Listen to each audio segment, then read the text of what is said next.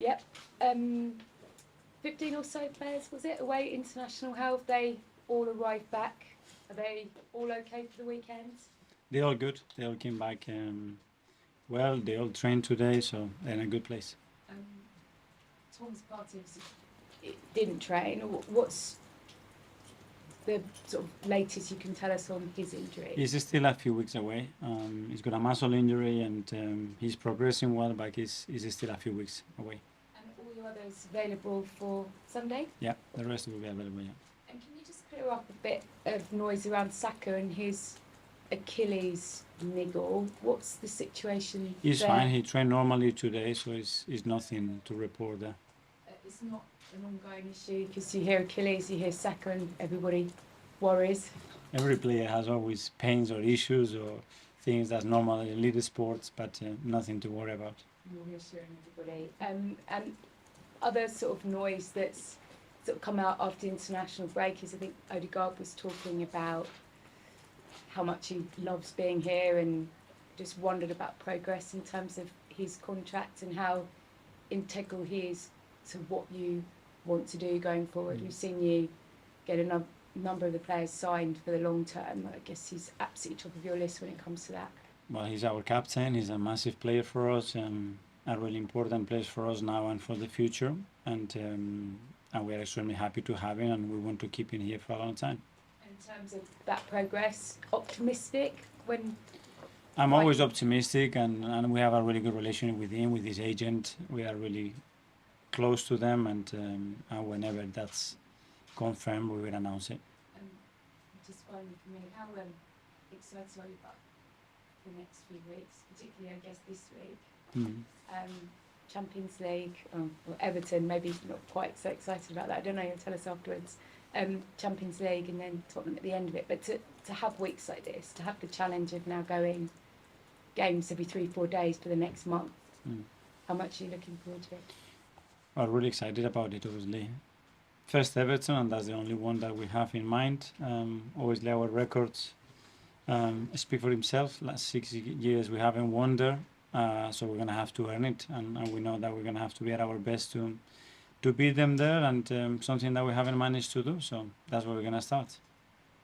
That's Becky from the Premier League. Mikel, when you get your fixture list and you look at all the games, is Everton away one that you personally really look forward to, perhaps more than others? It is, obviously, it's a big emotional attachment to that football club, you know, the way they treat me, the years that I spent there, the incredible memories that I have, so always grateful. It was a big part of my playing career, and now, yeah, as a coach, I have to play against them, and obviously I want to beat them. So when you're planning this game, is it the one that you go, I haven't had success there, you had so much success, but is it the one that you really want to nail this time? Yeah, but we've been here, and we've been before I came as well in grounds that for 17 years we haven't won, and we've done it, you know, so it's just understanding the importance, what we lacked in those games, and try to put it right and do it. And how much work have you actually managed to get in with the boys this week? Obviously returning from international duty, I would assume slightly staggered. Is it just the one sort of training session that you've had to implement your game plan? Yeah, that's today. Today, that was the first time that we can do a little bit, because for some players it was match 2 as well. So just managing that, we knew that from the start. Don't try to get in too much information, especially after being 10 days away, but make sure that everybody is reconnected and clear on what we do, how we want to do it, and our way of playing, and that's it. Thank you. Becky, go to Ian from Talksport. Hi, Mikel. How are you? Good. You've mentioned how much Everton means to you, how much you love Everton. Does it sadden you then the predicament they're in right now, where the last couple of years they've only just stayed up? Today they've been taken over, and just in general, it's not going well, and it looks like a club that's not in a good place. Yeah, but that's the history of football clubs, you know, and the challenges that we all have right now is the competition, you know, but as well the project that they have there with the new stadium and everything that they are trying to do is very exciting as well. But like everybody, you have through tough times, you know, it's how you overcome those situations to become better. You spent £100 million in the summer on Declan Rice. Firstly, are you surprised at how quickly he's settled in? And secondly, are you surprised at how quickly he's become a fan's favourite? Yes, obviously you always hope that that transition is going to be smooth and fast. But then sometimes the reality is very different. In his case, I think he's been really positive. I think he's finding it really easy. I think he understood the team, our way of playing really fast, and things are going well for him. Your chief executive is stepping away in the summer. Can you just give us an idea of what that will mean for you personally as a manager going forward after next summer? Well, he's been here 14 years, and I think he has the right to make that call, and he's made that call. He thinks it's the best thing for him, for his future, for his family. For what I can say from my side, I had a great working relationship with him. I enjoyed. He's a person, first of all, that I value, that has been integral in what we've done, and I will want to wish him the best. But I think he still have a lot of things to do in the meantime till the end of the season. And finally, we're only 4 games in, but it's already Man City and Arsenal as it was last season. Both started well. How much, with the Champions League starting now, and which you didn't have last year, having to play sort of 2 games, 3 games in a 7 or 8 day period, how much is that going to test the boundaries of your players and of your team? Well, it's exactly the same as last year. We played every 3 days, but it was the Europa League, so the competition is different. Obviously, the demands of that competition expectation are different, especially after being away from there for 7 years. But it's excitement. This is what we want to be. When you look at the fixtures and the games that we have to play, I think everybody is really looking forward to it. Good luck to you. Thank you. Jordan, from Athletic. Mikel, Pepe left the club last week. I just wanted to ask you, obviously the club record signing before Declan came in. Played a lot in your first season and then quickly fell out of the plans. Can I just, is there a sadness to you that someone that the club invested that much money didn't quite work out in the end? Yes, but obviously there are moments for players, and not only him, but as well Robbie leaving and all the other ones that they have, Flo leaving, all the other ones that they have been on loan as well. You have an emotional attachment with them. You have tried to get the best out of them. But there are periods, and sometimes it's not about the will of the player, but it's a player that plays in his position as well that does so well. So it's many factors, but what we certainly want is wish them, all of them, the best, and hopefully they can fulfill their dreams somewhere else. You mentioned Rob leaving as well. Kieran's obviously left on loan. Just looking at the squad now, I think there's only 3 players who actually precede your arrival as manager. This feels like very much like an entire squad that's now built in your image. Is there more pressure coming with that for you, that this is now your entire team that you've handpicked? I don't think that any pressure is going to be bigger than what we put ourselves internally every single day, regardless. When you have the players that you have, you made a decision to coach them.